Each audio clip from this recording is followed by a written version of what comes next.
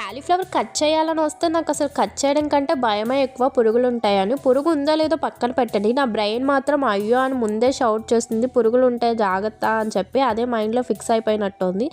ఈసారి కట్ చేసినప్పుడు కూడా పురుగు వచ్చింది. ఇంకా భయం వేసి మా మమ్మీకి ఇచ్చేసి నువ్వే కట్ చేసి క్లీన్ చేసి కుక్ చేసాయి అని చెప్పాను.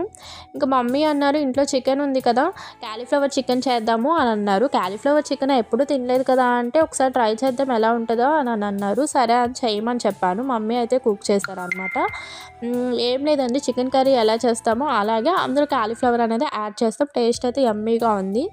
ఎలా చేసుకుందామో చూద్దామా. ముందుగా అయితే ఆనియన్స్ పచ్చిమిర్చి వేసుకొని అవి వేగాక అల్లం వెల్లుల్లి పేస్ట్ టమాటా వేసుకోండి.